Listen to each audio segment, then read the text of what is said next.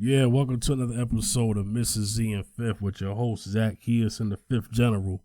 Zacchaeus, what up, man? It was good. It's good to be here for sure. Yeah, man. We're gonna talk about a couple things, man. It's been about a week or so since we did a show, but last two episodes of the year, basically. Um, but I guess by the time they get it, the new year probably. I don't know. We're gonna try to get 29 and 30 in before January 1st, but anyway. So let's get to it. We got to give a special tribute and a rest in peace to Kangol Kid. Yes. Zacchaeus, let him know. Yeah, Kangol Kid, man, age 55. You know, part of the legendary old school golden era hip hop group UTFO. You know, Kangol Kid, man, you're talking about the song called, the famous song that made them big, Roxanne. Roxanne. I want to be your man. Yep. Man. You know what I'm saying? I mean, if you was a kid growing up in the 80s, like I grew up in the 80s, and I remember that song pumping out the speakers, pumping on the radio, and you know, I didn't even know. I didn't know. I heard he was sick since January of 2020, but you know, I didn't really follow up with his condition, and then to hear he passed away is really it was a blow and a shock to the hip hop fans out there. Hip hop time, especially the people that grew up around that time. If you're in your late 40s, going, early 50s, or you're in, in your mid 40s, I would even say late 30s too, because maybe because people heard Roxanne. If you're into hip hop, you heard Roxanne. Yeah, you've heard it eventually. Eventually, you heard it. Eventually, you heard it. How old was his brother, man? 55 years old. Man, that's young. 55 is young, man. That's still young. His wife, Tariji, his wife, I was late, his lady, they've been together for a long time, and I went to school, the high school in Staten Island with her. Yeah. She has a twin sister, but my condolences go to her and the child that they had to get. Yeah. Condolences to the family, and man, Kangol Kid. There's only one UTFO living now. I think it's Dr. There's only one left now, because the educated one, the other one died. Before other one died before that. The other one died before that. Yeah, the other one died before Kangol Kid died. So now there's only one member left of the group. Only one member left of the group, and it's really sad, man. Yeah. It's just a lot of people passing. It's been a rough time going into the new year. It's been a rough time, man, and it's been a really rough time going into the new year, and it's been a rough time, The only one, Dr. Ice, is still living. Condolences to him for losing a member, Kangol Kid, and what's the other one named?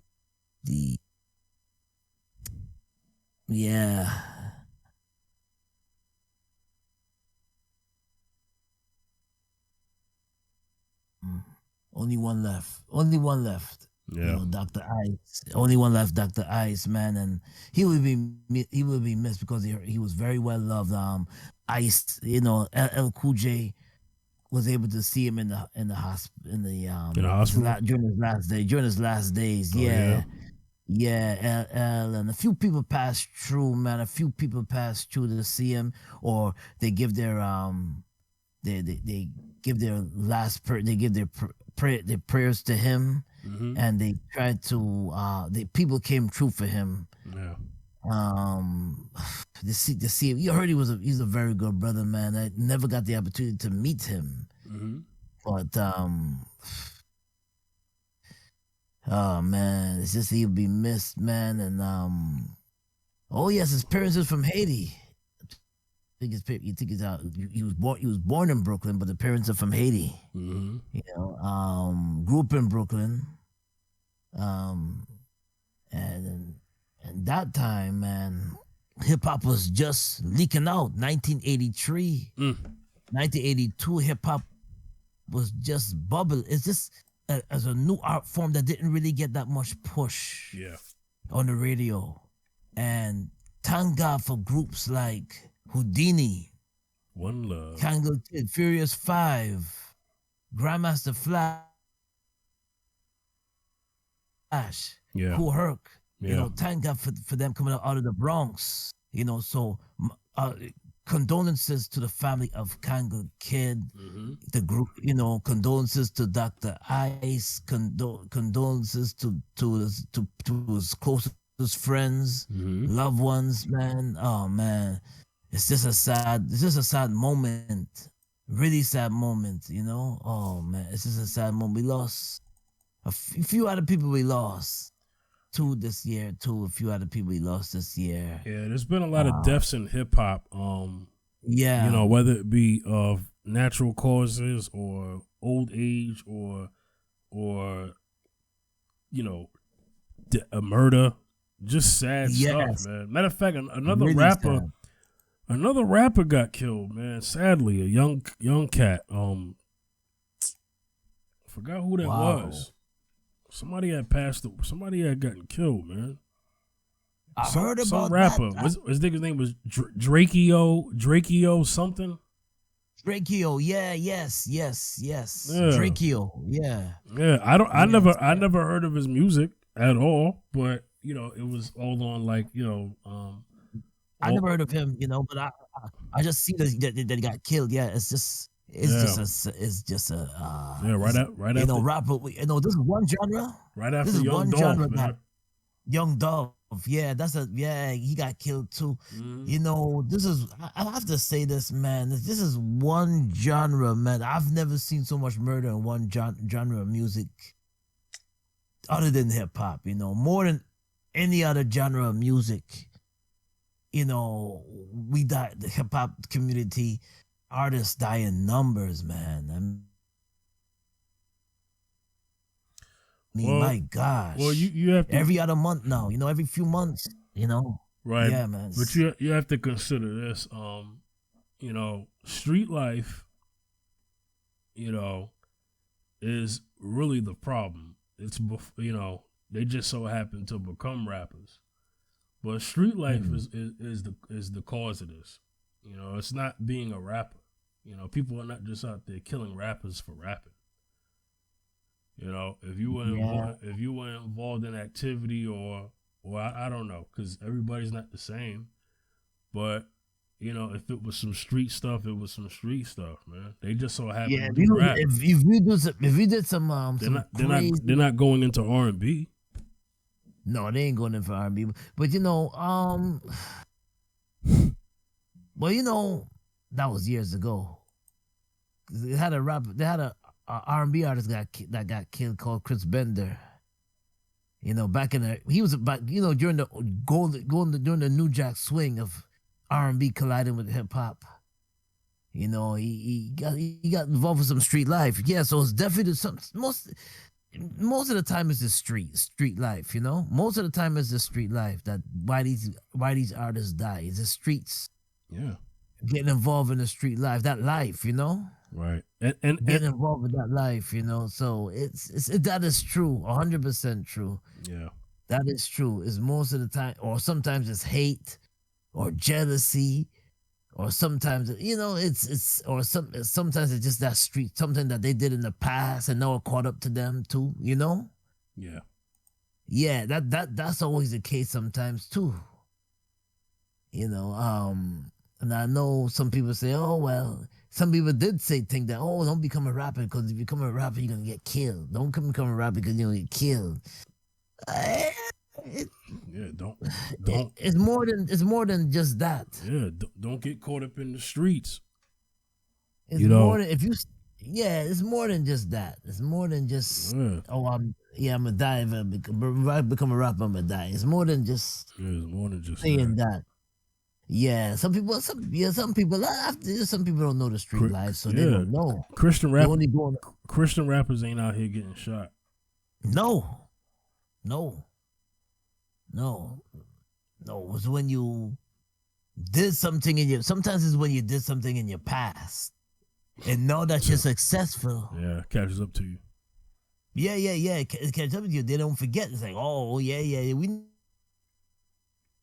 who you are. And people track you down. Now you're successful. Yeah. And you never know. Yeah. You know? Yeah, man. Well, a lot of people believe that it's easier for you to get touched now when you become famous. Because now people could kind of clock your whereabouts a lot easier than they could when you was just an average, just an unknown guy. Woman or whatever. Yeah. True. Yeah. Which is true. I mean, yeah.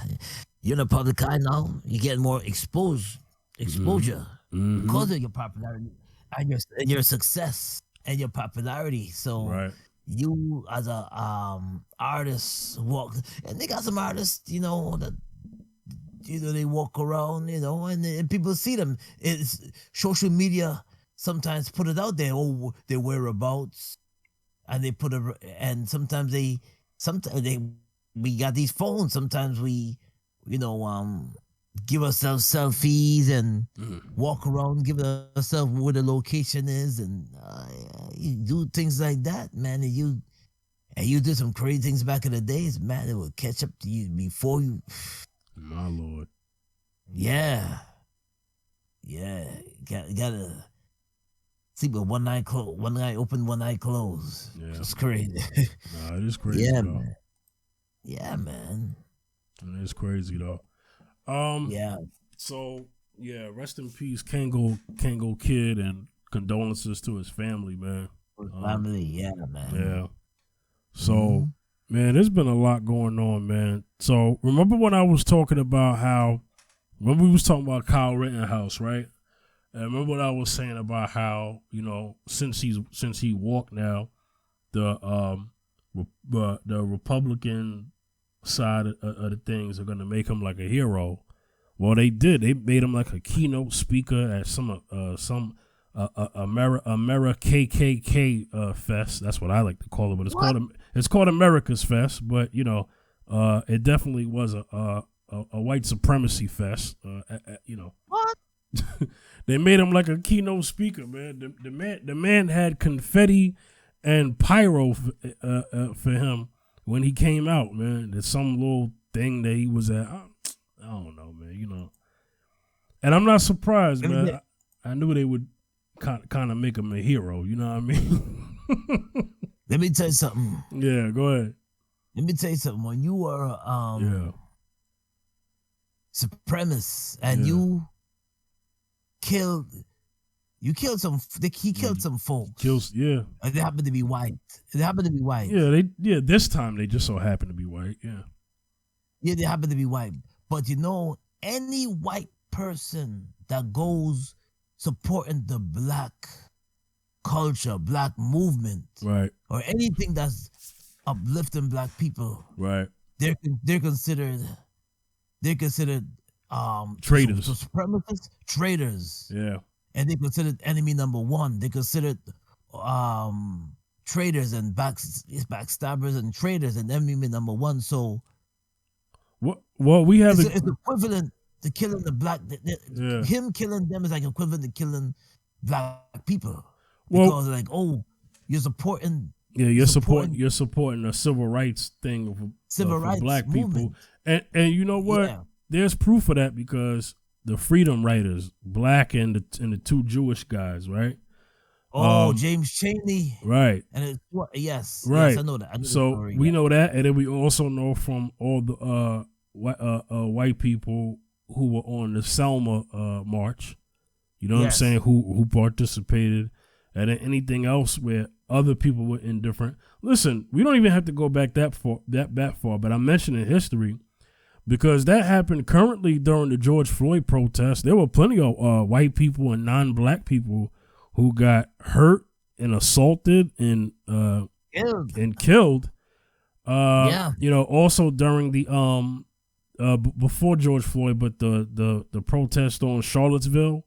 Remember, what was her name? I forgot her name, but the woman who got killed by the guy driving through the street, and he drove over people, injured people, but he ended up killing that woman. She was white.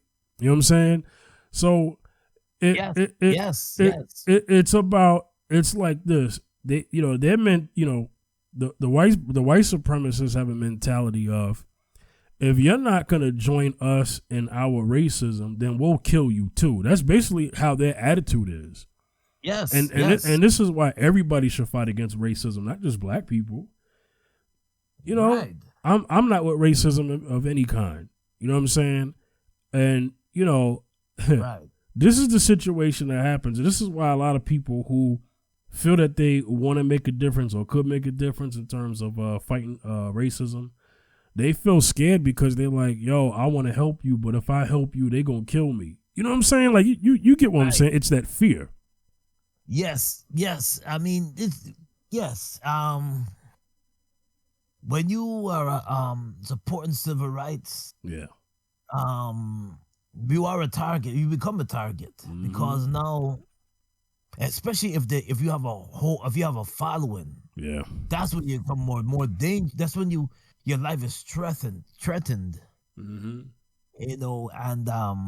you have multiple, not just black, but you have multiple people following you, and supporting you. Oh man, they treat you like they treat their brother Fred Hampton, So it's like and some people are afraid. Listen, a lot of us are afraid to step out and to portray that. It's there's a lot, not just black folks, but white folks too. There's a little bit that they know it's wrong, but they say no, I'm not gonna get involved, man, because too much things it will jeopardize their comfort. Jeopardize their livelihood and comfort. They don't want to get involved, man. They don't, there's a lot. And I always say this, that see, when Dr. King was marching at that moment, at that time, more in real life, a lot of us wouldn't march if we lived around that time, or a lot of us celebrate his birthday, yes, but a lot of us would not march because there's a lot of sacrifices that you would have to give up. Yeah. It's a lot of sacrifices you have to make to you have to put yourself in an uncomfortable position to even think about that, So yeah, man. So I'm not surprised that this guy is they're celebrating this dude like a hero and things. I'm definitely not surprised at that. Yeah. We're not even surprised that he got off. Yeah. No. Nah. No. Not at all. No. Yeah. So also let's see. The cop, the female, this was like about a year ago, but I don't know if it was early this year, about a year ago. The cop that killed no, it was this year. The cop that killed Daunte Wright in a traffic stop. Mainly, yeah. Well, I mean, I guess, yeah. I guess so. Pulled him over. You know what I'm saying? Killed him. She kept yelling out. Remember, she kept yelling out, "Taser, taser," and had a real gun in her hand the whole freaking time. Oh yes. She was crying in court. You know what I'm saying? Matter of fact, let's play the clip. Yeah. You know what I'm saying? I'm gonna get it together. You know what I mean? But yeah, she killed this young man. And you know what's so crazy? This is what they're trying to spin it to. Yeah, we pulled him over, and it just so happens that he had warrants. So it's almost like they're trying to justify why he got killed or why he ran away. Here we go. We have Exhibit 13 at 2:01:48. I'm going to slowly advance the frames and then pause it periodically. So let's advance. Well, you know, hold on. Let me get to the. Stopping right there at 2:01:48. Let me get to the meat and potatoes of her confession. Right hand. So I'm gonna have to zoom past this a little bit. See, that's a piece of paper. All right. Here we go. So here's the thing. They're playing the clip. So let me just say it. She's on the stand. They're playing the clip of her body cam. Right? At this point, You know what I'm saying? Yeah. the paper is their right hand. Wow. Okay, hold on. I need to get the. Well, he was trying to get back in the car. Here we go. I went around Officer Lucky as they're trying to get back in the door. I'm between the door and Officer Lucky and the driver. And the driver's getting into the car. And what happened next?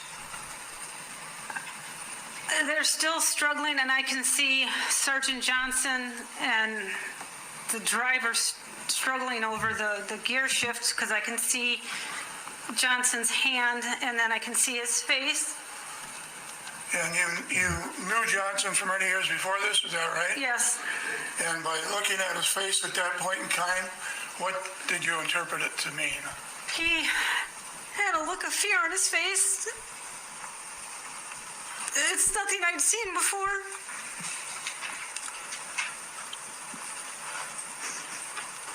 Did you say anything when you saw this? What did you do? We were struggling. We were trying to keep him from driving away. It just went chaotic. And then I remember yelling, "Taser, taser, taser," and nothing happened. And then he told me I shot him.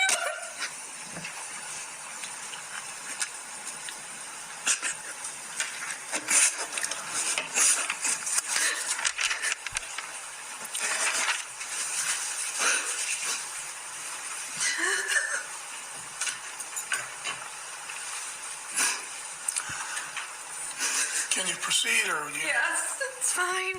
Okay. After the driver said you shot him, do you remember what you said, or if you don't remember, did you look at the video and see what you said? Or do you actually remember what you said, I guess is my question, not with help from a video. I don't remember what I said. And what do you remember next, if anything?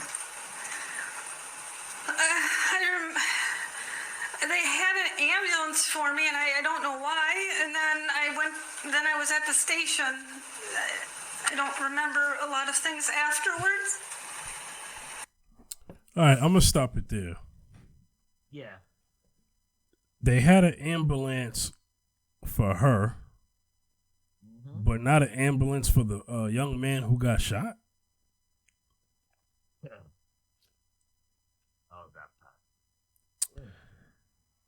Speak on that, Zacchaeus. Well, Get a little closer to the mic. We can't hear you. yeah, you have a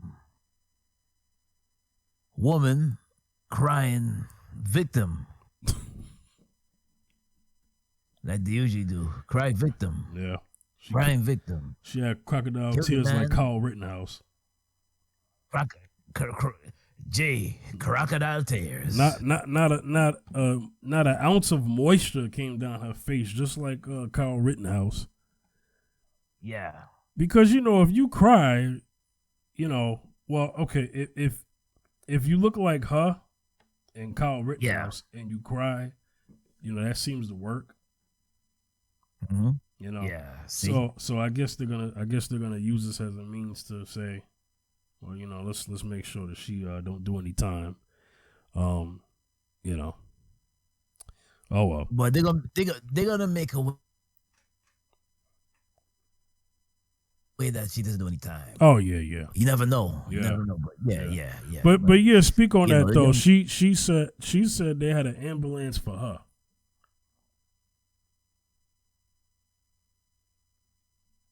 Why she? Well, she's portraying. She's putting the victim card on, portraying that she's petrified. Yeah, she's acting like she got shot. Yeah. So she's playing victim. He was unarmed. There's no need. Look, we said this on the Daunte Wright Adam Toledo episode. If there's no weapon, why are you pulling out? Why are you shooting people, man? There's no weapon. Yeah. Oh, we were trying to stop him from driving away, but you shoot him and not the tires? If you're really trying to stop a high-speed chase, you didn't want to shoot out the... See, they shoot to kill, you know? Oh, heck yeah. Yeah, they shoot to kill. Yeah, they shoot to kill. Yeah. I mean, the thing is that the tires would have been the best option to slow them down, but they shoot to kill, man. Yeah. They shoot to kill. And not only they shoot to kill, but they didn't want to cry victim. Exactly. I was scared, or I was this and I was that, this and that, and then you got some. She said, "I yelled out taser." Some people believe them. But let's pay attention to the words carefully. She said, "I yelled out taser, taser, taser, and nothing happened." And then they said he was shot. So I guess the bullet came out of nowhere.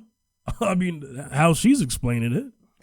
Yeah, I mean, she was so nervous. She pulled the gun instead of the taser. Yeah, she pulled out the taser. Well, her body cam footage shows her with a real gun in her hand, and she's yelling, "Taser, taser, taser!" and then she shoots him.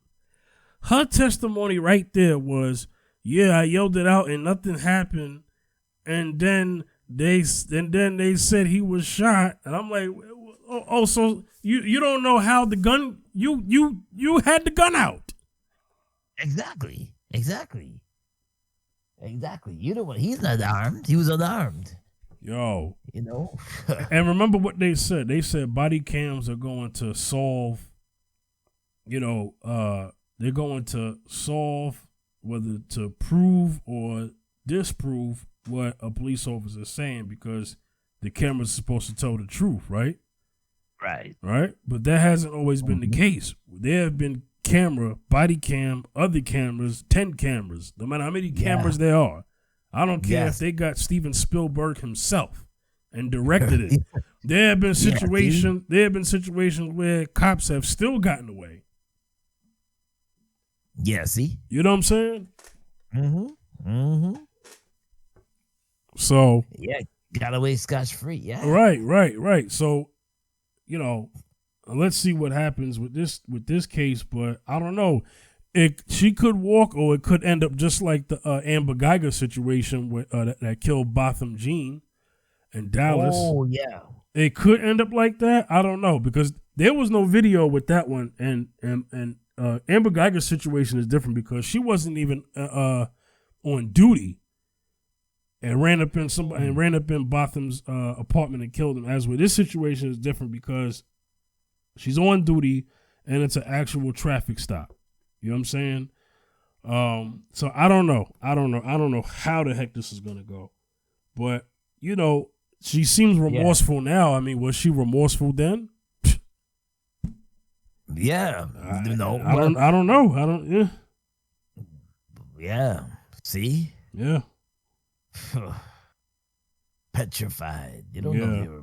Yeah. So. Yeah. You know, she said she didn't want to hurt anybody, but you had your gun out though. You didn't want to hurt anybody, but you had the gun out. That's being hypocritical. I'm sorry.